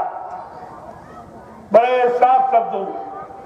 अगर आपको ये याद होता तो किसी लोभी लालची के बहकावे में आप कभी नहीं आए, लेकिन जब आप वचन भूल गए तो फंस गए आप चक्कर में, सब चक्कर में फंस गए। तो क्या मिला आपको, मैं ये पूछता, आपको क्या मिला? जिसने इतनी मेहनत की, आपको 60 बरस सुनाया, जब 60 बरस काम नहीं रख पाए तो तुम 2 घंटे का रख लो। तो ये संदेश हो रहा है, जब 60 साल का भूल गए, मथुरा में लटाया, सुनाया, समझाया गया, जब वो आपने याद नहीं रखा तो ये 1 घंटे का कैसे? लेकिन संत महात्मा अपनी फर्ज अदायगी करती, वो अपने फर्ज को पूरा निभाती। तो मानो न मानो ये तुम्हारी बात है, लेकिन वो अपना काम बराबर ही करते रहते, वो हित का काम कभी बंद नहीं करते। तो इसलिए आपको समझना चाहिए कि आपके यहाँ तो अचानक कार्यक्रम लग गया। मैं कहा चलो, यहाँ कोई कार्यक्रम हुआ भी नहीं था, लोगों को जानकारी नहीं थी, कुछ स्वार्थी लोभी लालचियों ने प्रेमियों को बहका दिया, भरमा दिया, झूठा प्रचार कर दिया कि बाबा जी मर के चले गए। और तुमने ये नहीं कहा, ये बाबा जी ने तो कहा मैं सत्यु लाऊंगा, कलयुग भगाऊंगा, ये कौन करेगा? ये काम कौन करेगा? ये आपको पूछना चाहिए कि बाबा जी ने कहा मैं कलयुग को भगाऊंगा और सतयुग को लाऊंगा और सबको न्याय सुरक्षा रोजी रोटी की व्यवस्था बना के दूंगा और सबको शाकाहारी बनाऊंगा और सबकी जीवात्मा को जगाऊंगा और परमात्मा से मिलाऊंगा। जब तक ये काम मैं पूरा नहीं करूंगा, मैं इस मानव शरीर को छोड़ के जाने वाला नहीं हूं। कितना साफ था। और कहा कि गांधी महात्मा तो चूक गए, वो गोली के शिकार हो गए, लेकिन बच्चा मुझको मारने के लिए अभी सृष्टि में कोई गोला बारूद तैयार नहीं, न मुझे कोई मार सकता, न मुझे कोई धोखा दे सकता, न मुझे कोई धन दौलत सामान से खरीद सकता। मैं अपना काम करने आया हूँ, काम करके ही जाऊंगा। और कहा अगर जरूरत पड़ी तो इसी शरीर में 400 वर्ष तक रहूंगा और काम करके ही जाऊंगा। अगर आप ये सब याद रखते, क्या तुम्हें कोई स्वार्थी लोभी लालची अपने स्वार्थ लोभ लालच के चक्कर में फंसा सकता था? लेकिन वही बात, सावधानी हटी दुर्घटना में। तुमने बच्चों की सावधानी, गुरु के आदेश निर्देश संदेश की सावधानी आपने हटा दी तो दुर्घटना में सब लोग बेचारे परेशान, सब रो रहे, चिल्ला रहे, कोई सुनने वाला। क्योंकि जब जो सुनने आया तुमने उस महापुरुष की नहीं सुनी, अब तुम्हारी यहाँ कौन सुनी? क्यों यहाँ तो सब परेशान ही। परेशान परेशानी को कैसे हल करेगा, या जो खुद परेशान है वो दूसरों की परेशानी कैसे दूर करे? आज तो सब परेशान, सब दुखी। तुम कहाँ जाओगे, किससे फरियाद करोगे? कौन तुम्हारी फरियाद प्रार्थना सुनकर तुम्हारी मदद करेगा, तुम्हें सहयोग करेगा? ये तो आपको आगे और सोचना पड़ेगा। इस कोरोना की बात बाबा जी ने कितने पहले बताई। महात्मा बहुत पहले आगाह करते हैं कि आगे समय खराब आ रहा, लेकिन लोग हंसी मजाक समझते। 6 नवंबर 1986 को बाबा जी ने ऐलान किया था, कहा बच्चा अगर तुम लोग शाकाहारी न बन पाए, सच्चे ईमानदार नेक भले चरित्रवान न बन पाए, तो कुदरत की तरफ से एक बीमारी आ रही है, जिस बीमारी का नाम कोरोना। कोरोना क्या न करो तो बीमारी नहीं आएगी, अगर करोगे तो जरूर आएगी। कहा कोरोना, अंडा मत खाना, मुर्दा मांस पशुओं का मत खाना। देखिए मैंने, झूठ छल कपट बेईमानी मत करना, किसी की हिंसा हत्या मत करना, ये सब आपको दूसरे के धन पराई स्त्री पति से दूर रहना। अगर आप ये नहीं करोगे तो भारी बीमारी आ रही जिसका उपचार यहाँ कोई नहीं। ये बड़े बड़े गांव शहर कस्बे मुल्क खाली पड़े दिखाई देंगे। कोई इतने मकान खाली हो जाएंगे, कोई रहने वाला दिखाई नहीं। आज आप एक एक इंच जमीन पे झगड़ा करते हो क्योंकि आपको अपना भविष्य नहीं मालूम कि आगे का समय कितना खराब है। उसी खराब समय से बचने के लिए संत महात्मा आपके लिए आवाज लगाते हैं कि मान जाओ, चेत जाओ, जाग जाओ, समय से अपनी जगह पर आ जाओ ताकि तुम कुदरत की भारी मार से बच जाओ। लेकिन आदमी यहाँ बिल्कुल सुनता ही नहीं, एकदम जैसे उसके कान ही नहीं, जैसे उसके पास बुद्धि खत्म हो गई, कुछ नहीं सकता। क्यों? विनाश काले विपरीत बुद्धि। जब जिनका विनाश होने को होता है उनकी बुद्धि विपरीत दिशा में काम करती। इसीलिए तो लिखा गया, जब जैसी हो तब्यता तब तैसी मति होए, और काल रेख की लेख को मेट सके नहीं कोई, उसे कोई नहीं मेट सकता। इसीलिए तो महापुरुषों ने होनी की बात आपके सामने रखी कि होनी होनहार बलवान, इसे कोई मत मानो झूठी। गई मंथरा पास के कई, पिला गई बूटी, राम लखन बनवास सिधारे, दे राजा दशरथ की छूटी, इसे कोई मत मानो झूठी। पर नारी के हेतु रावणा नियत करी खोटी, परिणाम क्या हुआ? लंकगढ़ सोने की टूटी। प्रेमियों, ये करनी है, जो जैसा करोगे उसका परिणाम देर अबेर आपको भुगतना जरूर पड़ेगा। संत महापुरुषों के सिवा इसे कोई काट नहीं सकता। संतों को अधिकार है कि संत लेख पर मेख मारे, मेटे अंक कुंग बहाल के। वो तो ब्रह्मा का लिखा कर्म का अक्षर संत महापुरुष परमार्थी सेवा जीवों को करा के उनका वो मेट सकते हैं। बाकी सृष्टि में अधिकार किसी। कितने बड़े आपको मिले सहयोगी, लेकिन आपने उनको पहचाना, आप पहचान ही नहीं पाए कि गुरु का काम क्या है, गुरु किस काम के लिए आता है, कौन सा काम करके जाता है। अगर इतनी बात जान लेते तो आपको अपने समृद्ध गुरु में कभी शंका नहीं, किसी तरह की कोई शंका नहीं। आपने कितना बड़ा अपराध किया, ये अपराध सबने किया है, सबने। मर जाना शब्द किसके लिए आप प्रयोग करते? जो तुम्हारा दुश्मन होता है। ये तो इसका भाई मर जाए, इसका बाप मर जाए, इसका बेटा मर जाए, इसका पति मर जाए, ये शब्द किसके लिए प्रयोग करते हो? और तुमने अपने गुरु के लिए ये शब्द प्रयोग किया, गुरु मर गए, चले गए। ये मर जाना शब्द अच्छा है? अरे भाई ये बताओ, जिंदा कहना ठीक है कि मुर्दा कहना ठीक है? इतनी छोटी बात नहीं समझ पाए हो और तुमने गुरु को मुर्दा कहते। राजनीति क्षेत्र में ये तो अपमानित शब्द है, मुर्दा और पुतला जलाना। जब अपने विरोधी को आप मुर्दाबाद कहते हो और बड़ा अपमान करने के लिए किसी चौराहे में उसका पुतला जलाते, और तुमने गुरु का दोनों तरफ से अपराध किया, मुर्दा भी कह रहे हो और मथुरा में पुतला भी आपने जलाया। ये दोनों अपमान आपने किए हैं। ये अपमान की सजा कौन माफ करेगा? कभी बैठ के तुमने सोचा है? इतना बड़ा अपमान। और वो पांच व्यक्ति अपमान करने वाले मथुरा में, तुम 45 करोड़ क्या करते? तुम सुनते रहे खाली अपने गुरु का अपमान।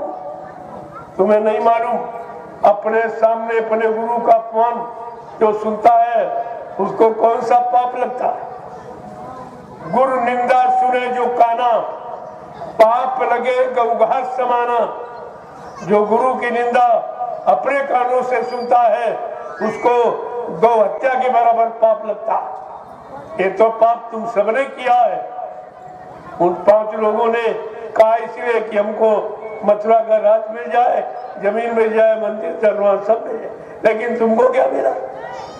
तुम जो पीछे पीछे चिल्ला रहे हो बिना देखे, मैंने लोगों से पूछा और आपसे भी पूछ रहा, आप बाल बच्चेदार हो, सत्य बोलना, क्या किसी ने बाबा जी के शरीर को मथुरा में पूरा खोल के देखा था?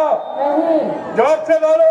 नहीं। क्या किसी प्रेमी ने बाबा जी के शरीर को मथुरा में पूरा खोल के देखा था? नहीं। या पूरा शरीर खोल के आपको दिखाया गया था? नहीं। फिर तुमने मान कैसे लिया? अगर कोई कह दे तुम्हारा पिता मर गया और लाश न दिखाई जाए, क्या बिना देखे विश्वास करोगे? बिना देखे 13वीं मनाओगे, बाल मुड़वाओगे? और तुमने गुरु के लिए सब कुछ कर डाला, 13वीं बना डाली, बाल मुड़वा डाला। ये भी नहीं सोचा अरे संत महात्मा कि कहीं 13वीं होती, कहीं उनके शरीर छोड़ने पर कहीं बाल मुड़वाए जाते, कहीं संत महात्माओं को जलाया गया या समाधि दी गई। इतने संतों के आश्रम हिंदुस्तान में हैं, कहीं जाके पता लगा लेते तो तुमको सच्चाई का ज्ञान हो जाता। तुम सब ने उसी झूठ का साथ दिया है और झूठ का प्रचार किया और उसी झूठ में शामिल हो, लिहाजा तुमको भी वही सजा मिलेगी जो चोर को सजा मिलती, वही चोर के साथ रहने वालों को मिलती। आपने वही काम किया, कोई बात किसी की समझ में नहीं आई। एकदम गुरु के लिए अंधे हो गए, आप बहरे हो गए, बुद्धिहीन हो गए, तुम्हारी समझ में कुछ नहीं आया। ये छोटे मोटे महात्मा जो तांत्रिक फांत्रिक वो भी जाते तो समय बता देते, मैं फला तारीख को शरीर छोड़ूंगा। इतने बड़े महापुरुष कुछ नहीं बताए, ऐसे ही चले गए। कम से कम ये बातें तो आपके दिल दिमाग पर होनी चाहिए थी कि हमारा मालिक इतना महान है, इतना सर्वसमर्थ है, भला ऐसे कैसे चले जाएंगे? लेकिन समझ में आपको कुछ नहीं आया। प्रेमियों, ये लीला है, ये लीला हर युग में हुई, हर युग में तो अलग अलग लीला। सतयुग में हरि लीला, त्रेता में राम लीला, द्वापर में कृष्ण लीला, अब कलयुग में सतगुरु लीला है। बड़ी अनोखी लीला, अनोखी लीला ये सतगुरु तुम्हारी, समझ कौन सकता है महिमा तुम्हारी? कहा तुम्हारी इस महिमा को कौन समझ सकता? प्रेमियों, ये सतगुरु की निराली लीला से कोई नहीं समझ सकता और किसी के समझ में नहीं आ रहा। हाँ, थोड़ा सा इशारा संत रविदास जी ने किया, जो मीराबाई के गुरु थे, संत रविदास जी। उन्होंने अपनी ज्ञान पोथी में एक भविष्यवाणी लिखी, तो सैकड़ों साल पहले लिखी। लीला तो आज हुई, लेकिन पहले लिख दिया। क्या लिखा है कि भारत में अवतारी होगा जो अति विस्मयकारी होगा, ज्ञानी और विज्ञानी होगा, वो अद्भुत सेनानी होगा। कहा भारत में कि ऐसी अद्वितीय विलक्षण एक शक्ति आ रही है जो बड़े अनोखे काम करेगी। सबसे बड़ा क्या इशारा किया रविदास जी ने कि वो शक्ति एक ऐसा काम करेगी जो कोई नहीं कर सकता। क्या करेगी? जीते जी कई बार मरेगा। कहा जीते जी कई बार मरेगा और छंदम भेष में वो विचरेगा और देश बचाने के लिए होगा एक आवाहन। युग परिवर्तन के लिए चले प्रबल तूफान, तीनों ओर से होगा हमला। देश के अंदर धोई घपला, सभी तरफ कोहराम मचेगा, कैसे हिंदुस्तान बचेगा। रविदास जी और भी कुछ कह रहे हैं। जिसने भारत माँ सताई, जिसने इसकी करी लुटाई, वो कौन लोग हैं जिन्होंने इस भारत माँ को सताया और बहुत लूटा है? क्या कह रहे हैं? नेता मंत्री और अधिकारी, नेता मंत्री और अधिकारी, इनको जान बचाना होगा भारी। ये छोड़ सब मैदान भगेंगे, अपने अपने घरों में छिपेंगे। लेकिन वो महापुरुष क्या करेगा? ढूंढ ढूंढ कर बदला लेगा, सब हिसाब चुकता कर देगा। जय गुरुदेव। प्रेमियों, ये कोई नहीं बचेंगे। अभी तो बहुत मस्ती ले रहे हैं कि हमने ससुरों का दल लूट लिया, मथुरा की 60 साल की बाबा जी की कमाई लूट ली, ये कर लिया वो कर लिया। लेकिन इनको क्या पता, इनको क्या पता है वो महापुरुष क्या करेगा? ढूंढ ढूंढ कर बदला लेगा, सब हिसाब चुकता कर देगा। आगे क्या कह रहे रविदास जी? इटली में कोहराम मचेगा, लंदन सागर में डूबेगा, युद्ध तीसरा अति प्रलयकारी, जो होगा भारी संहारी। भारत होगा विश्व विजेता, भारत होगा विश्व का नेता, दुनिया का कार्यालय होगा, भारत में न्यायालय होगा। तब सतयुग दर्शन आएगा और संत राज सुख बरसाएगा। सहे सुवर्ष लग सतयुग लागे, विश्व गुरु बल भारत जागे। प्रेमियों, अभी तो ये सब होना है। यहाँ कह रहे उम्र के चले गए, इनको यही नहीं पता है जो कौन कौन से काम करने आया है, जो काम धरती मंडल पर कोई नहीं कर सका, उन कामों को पूरा करने के लिए आया और उनके लिए ये सब प्रयोग किया गया। तो इनका क्या होगा? इन्होंने ये प्रचार किया, इनका क्या होगा? ये तो आगे आने वाले भविष्य में अपने आप को बाबा जय गुरुदेव जी महाराज का ये शिष्य भी नहीं कहला सके। इन्होंने शिष्य बनने का अधिकार खो दिया कि शिष्य और गुरु का क्या संबंध होता है, इन्होंने ये भी खत्म कर दिया। तो इनका कोई इतिहास नहीं रहेगा, इनकी कोई क्वालिटी नहीं। ये अपने आप को आगे आने वाले समय में कुछ नहीं कर सकते, ये सब खत्म हो गया। तो आपको ये समय से जानकारी रखनी चाहिए। अभी मैं केवल इशारे कर रहा हूं, जानता तो सब हूं, लेकिन अभी नहीं बताऊंगा। धीरे जैसे जैसे तुम्हारे में जानने की इच्छा होगी सब बता दूंगा, सब जानकारी आपको मिल जाएगी। बशर्ते आप सत्संग में लगे, आते रहोगे, सुनते रहोगे, सारी जानकारी आपके पास पहुंच जाएगी। वैसे भी आप देख रहे हो मेरा काम बिल्कुल अनोखा, जो कभी किसी ने किया भी, सुना भी नहीं। ये शोभा यात्रा जो कल निकाली गई, देखा, ये मेरा पहला परिचय कि मैं इस तरह से ये काम करना चाहता हूँ। सबको एकजुट होकर एक संगठन में रह करके तेज समाज के हित का काम करना। कितने लोग एक लाइन में चले, कितने कुंडल प्रसाद बटा, ये काम प्रधानमंत्री राष्ट्रपति भी नहीं कर सकते, ये उसके भी बस का काम नहीं। पहले ये देखिए आप, और जितने लोग आप बैठे हो, इतने लोगों को कोई भी नेता, कोई धार्मिक मिशन बिना स्वार्थ लोभ लालच के इतने लोगों को निस्वार्थ इस जंगल में नहीं बैठा सकता। एक छोटा सा प्रमाण, तो बहुत कम लोग हैं यहाँ। अगर आपको देखना है तो भी महाराजगंज में 23 मार्च मुक्ति दिवस पर एक विशाल कार्यक्रम होगा, जहाँ हिंदुस्तान के लोग इकट्ठे होंगे। उस भीड़ को देख के आप चकाचौंध हो जाओगे, क्या हो ये सब तुम्हारे सामने किया जा रहा, और बिल्कुल निस्वार्थ। हमको 1 रुपए की भी जरूरत नहीं, ना मैं मांगता हूँ। ये प्रेमी मानते नहीं, जबरदस्ती कहते हमारा 1 रुपया 2 रुपया 10 20 100 50 ले लो और किसी अच्छे काम में लगा देना। कहते हमारे पास समय नहीं, घर गृहस्थी परिवार बाल बच्चों को छोड़ के आपके साथ चलूं।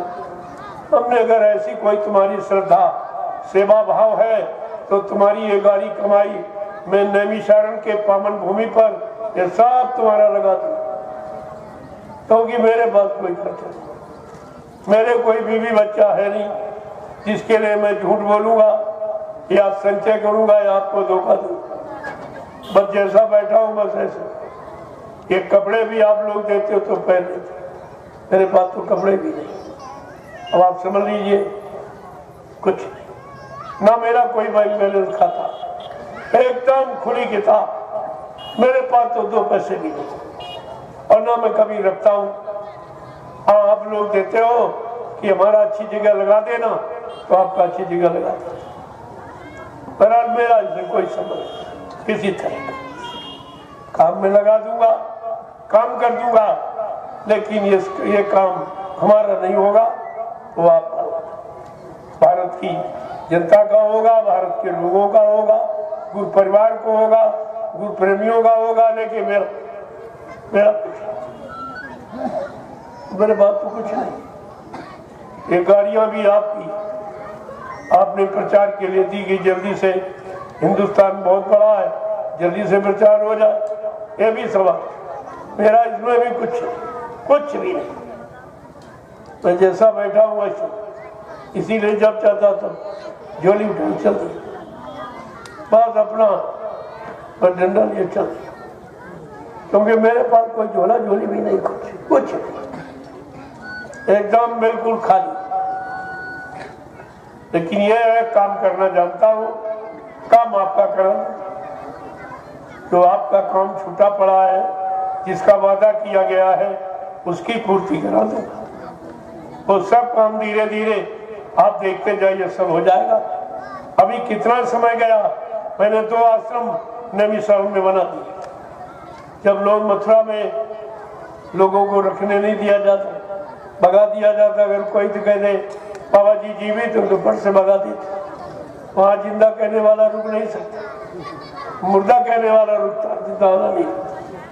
तो मैंने प्रेमियों के लिए 2 आश्रमों का निर्माण नैमिषारण्य में किया। आप वहां रहिए, भजन करिए, और पूरी व्यवस्था, खाने पीने के सब निस्वार्थ, बिल्कुल कोई एक पैसा नहीं किसी को, पैसा नहीं, काम है, और काम आपके सामने हो रहा है। अगर काम से आप पहचान करना जानते हो तो काम की पहचान करिए आप, ये किसका काम है और कौन कर रहा है और कौन कर सकेगा, ये जानकारी तो आपके सामने हो ही नहीं। ये सब आपको समझना, तो इसलिए ये सब काम है, मेरा इसमें कोई नहीं। मैं तो बीच में खड़ा हो गया कि चलो भाई, तुमने जो 1 रुपया दूर अपनी गाड़ी कमाई दी है, बाल बच्चों से बचा, मैं आपका सही, बिल्कुल सब सही जगह, 1 पैसा आपका लगा हुआ, आप चल कर ना समझेंगे। 88,000 ऋषियों की तपोभूमि, जहाँ पर बाबा जी ने जो कार्यक्रम किया था गुरु पूर्णिमा का 1997 में, तब कहा था बच्चा, ये नैमिषारण्य 88,000 ऋषियों की तपोभूमि है, यहीं पर वेद व्यास ने श्रीमद् भागवत पुराण की रचना की थी। इतना पवित्र जगह है ये, और कहा बच्चा, यहीं से सतयुग के अंकुरन निकलेंगे।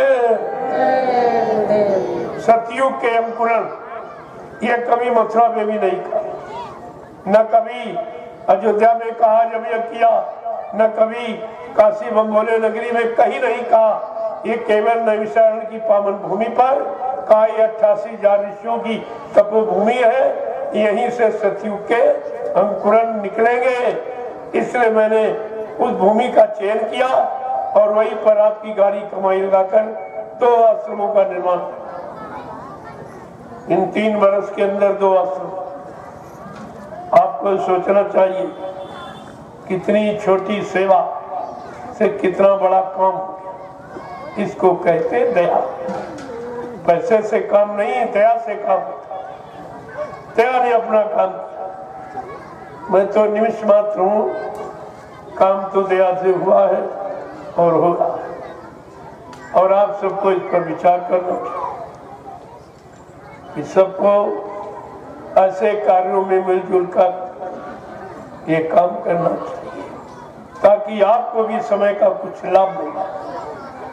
ऐसे तो आपके पास लाभ पाने की कोई चीज है ही नहीं, और न तुमको कोई रास्ता मालूम है कि परमार्थी लाभ कहाँ कैसे मिलेगा, कौन देगा, तो जानकारी भी आपको नहीं।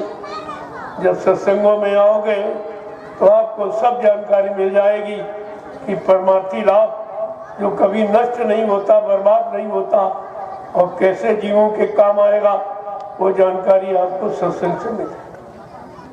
आज तो मैं ऐसे ही बैठ गया, सत्संग कल से प्रारंभ करूंगा।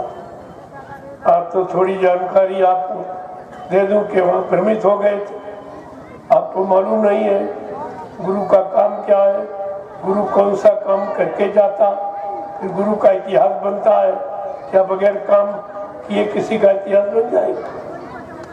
बाबा जी ने इतिहास बनने का संकल्प लिया था। ये सब अगर आप ध्यान रखे होते गुरु वचनों को तो तुम्हें कोई बैका भरवा नहीं सकता। आप भूल गए और वही बन गया, बैकाने में चले गए कोई ना। जय गुरुदेव, जय गुरुदेव, जय गुरुदेव, जय गुरुदेव। नाम किसका? प्रभु का। जय गुरुदेव। नाम किसका? प्रभु का। प्रभु का प्यारा नाम। जय गुरुदेव। अब आप लोग खड़े हो जाओ। आप लोग काफी देर से आप बैठे देखो, हमारा खड़े होने का मतलब कुछ और है। वैसे आप रोज ही खड़े हो तो रोज बैठते हो, लेकिन हमारा मतलब कुछ और है। अब आप अच्छे सच्चे काम को करने के लिए खड़े हो जाए। अब बैठने की देर करने की जरूरत है, क्योंकि परिवर्तन की घड़ी बिल्कुल सामने खड़ी। परिवर्तन कोई रोक नहीं सकता, क्योंकि ये बाबा जी का संकल्प है कि मैं परिवर्तन करने आया हूँ, परिवर्तन करके ही जाऊंगा। कोई माई का लाल हमें इस परिवर्तन से न रोक सकता है, न मेरा काम कोई कर सकता है। अगर ये बात आपके अंदर होती, गुरु के वचनों की दृढ़ता मजबूती, तो शायद आप बहक नहीं जाते, भ्रमित नहीं होता जाते, अपने सही सच्चे मार्ग से आप हट नहीं जाते, गुरु की दया से आप वंचित नहीं रह जाते। तो आपने गलती तो की है। जय गुरुदेव, जय गुरुदेव, जय गुरुदेव, जय गुरुदेव। नाम किसका? जय गुरुदेव। नाम किसका? प्रभु का। प्रभु का प्यारा नाम। जोर से बोलो, सब मिल बोलो, बोलना होगा, अभी से बोलो। दुख दर्द हरेंगे, सब कष्ट मिटेंगे, सुख शांति भी देंगे, सबके दाता, सबके मालिक। प्रेम से बोलो, ये नाम नहीं इंसान का, नाम है प्रभु का। ये काम नहीं इंसान का। ये काम है प्रभु का। अब प्रेमियों, आपको सोचना चाहिए, जो काम अन्य युगों में जो नाम जगाए गए, जो काम उनसे भी नहीं हुआ, वो काम ये कलयुग का जगाया। जय गुरुदेव नाम प्रभु का, ये सारे काम आपके पूरे करेगा, सब काम पूरा करने का वादा कर रहा है। ये छोटी मोटी बात नहीं है प्रेमियों, ये नाम की महिमा है और आपको ध्यान में रखनी चाहिए, लेकिन आप सब भूल गए।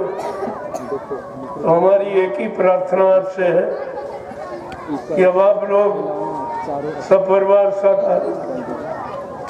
शाकाहारी बन जाओ आप, तो कुदरत की मार से आप बच सकते। अभी बचने का एक रास्ता है कि आप शाकाहारी, और दूसरा भजन करने दो। पूजा तो आपने बहुत की, लेकिन हुआ कुछ है। जिसकी पूजा की वो भी नहीं मिला, न देवी न देवता न भगवान न खुदा न गाट, कोई नहीं। जब कोई मिला ही नहीं तो पूजा का मतलब क्या, बुलाने का मतलब क्या?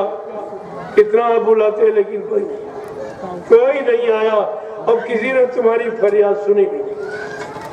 इतनी तो जानकारी आपको रखनी चाहिए कि किसी को 2-4 बार बुलाओ और ना बोले तो आपको चिंता हो जाती है, ये बोल क्यों नहीं रहा, क्या हमसे नाराज हो गया? फिर उसकी नाराजगी का कारण आप ढूंढते। लेकिन मंदिर में पंडा पुजारी लाउड स्पीकर लगा के हल्ला मचाता, मुल्ला मौलवी मस्जिद की चोटी पर लाउड स्पीकर लगा के हल्ला मचाता, ग्रंथी गुरुद्वारे की चोटी पर लाउड स्पीकर लगा के हल्ला मचा रहा, और पादरी गिरजाघर की चोटी पर लाउड स्पीकर लगा के हल्ला मचा। लेकिन हल्ला में अल्लाह नहीं मिला, हल्ला में अल्लाह नहीं मिला, न भगवान मिला कुछ। ये तो झूठी पूजा आपकी रही। जब कोई मिले नहीं तो बुलाने का मतलब क्या? जब कोई आया नहीं, कोई फरियाद सुनी नहीं, और तुमसे किसी ने पूछा नहीं, कोई आशीर्वाद प्रदान दिया नहीं, तो पूजा किस बात की? काहे की पूजा करते हैं? किस चीज को पाने की? अरे जो भी काम करते हो लाभ पाने के लिए करते, लेकिन ये पूजा से कौन सा लाभ आपको मिला? और इसीलिए ये कोरोना काल में देखा आपने, तुम्हारी सरकार ने तुम्हारे मंदिर मस्जिद गिरजाघर गुरुद्वारे सब बंद करा दिए, काम में ताले लगा दिए। अरे यार कुछ नहीं, तुम सब झूठे में फंसे हो, जड़ में फंसे, सिद्ध कर दिया। ये सिद्ध करके दिखा दिया गया कि यहाँ कुछ, लेकिन फिर भी तुम्हारी सोच में नहीं है। जब वो ताले खुल गए तो फिर वही कहा। अरे भाई आप खेती करते हो, अगर अनाज न पैदा हो तो खेती करोगे आप? दुकान व्यापार करते हो, मुनाफा न मिले करेंगे आप? नौकरी करते हो, तनख्वाह वेतन न मिले आप नौकरी करोगे? फिर ये पूजा तुम्हारी कैसी, जो अब तक कुछ नहीं मिला और कोई नहीं मिला, और किसी ने पूछा नहीं कि तुमने कितना पैसा और कितना समय और कितना परिश्रम आपने खर्च किया, कोई नहीं। ये क्या है? अंधानुकरण। तुम ब्लाइंड सपोर्टर बन जाते। किसी की बात नहीं समझ में आ रही है कि हम कर क्या रहे। इसलिए अच्छी सच्ची बात को सब, जो धर्म की बात लोग कहते हैं, अरे धर्म शास्त्र भी तुमने नहीं पढ़े। धर्म शास्त्रों में भी ऐसा कोई संकेत, कोई इशारा नहीं है।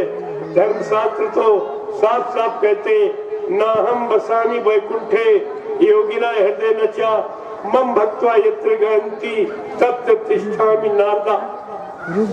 भगवान कह रहे हैं नारद, तुम जहां हमको खोज रहे मैं वहां रहते नहीं।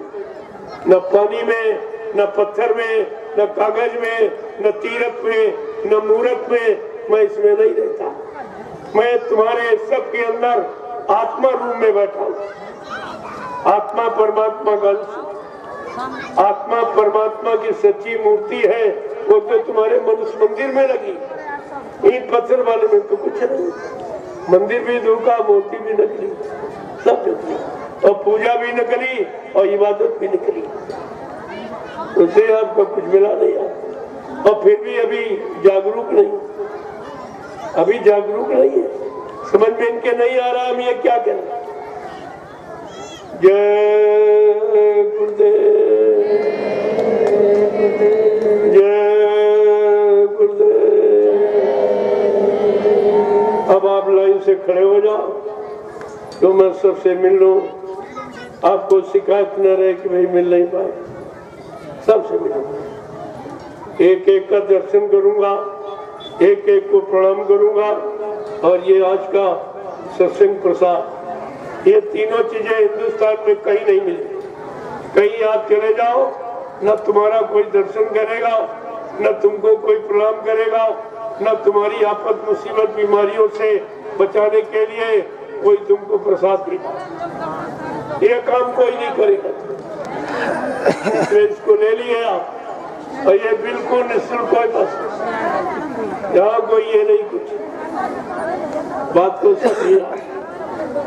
एक लाइन महिलाओं की, एक पुरुषों की, मर्यादा के साथ प्रसाद को ले लीजिए, वो काम करिए। एक झंडा गड़ गया है, देखो इन लोगों ने कहाँ गड़वाया है। वो झंडे का करिश्माई बहुत करिश्मा है। हिंदुस्तान में झंडे तो बहुत है, तमाम राजनीतिक पार्टियों के पास झंडे, मंदिर मस्जिद में झंडा, लेकिन ये झंडा कुछ और है।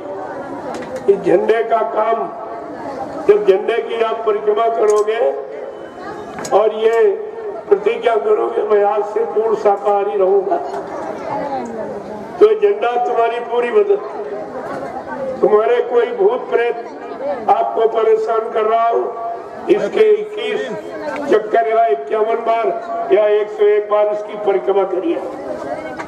ऐसा तुम्हारे भूत प्रेत उतर जाए और बीमारी महामारियों में आपको आराम मिल जाए।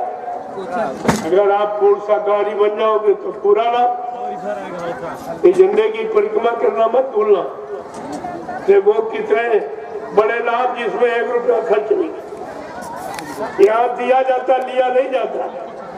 ये दरबार देने वाला, अरे कल कितना दिया गया, कुछ दिया गया लोगों को, इतना प्रसाद दिया गया, इतनी सब मतलब यानी लोगों को आशीर्वाद मिला, लोगों को दर्शन मिला, कितना लाभ दिया गया, बदले में कुछ नहीं जी। कि ऐसा हिंदुस्तान में कहीं नहीं, चाहे पत्थर के भगवान के पास जाओ, चाहे जिंदे के पास जाओ, बगैर दक्षिणा पे कोई छोड़ेगा नहीं।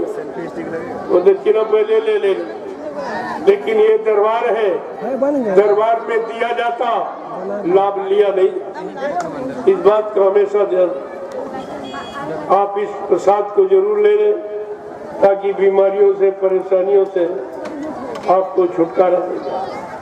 जय गुरुदेव, जय गुरुदेव,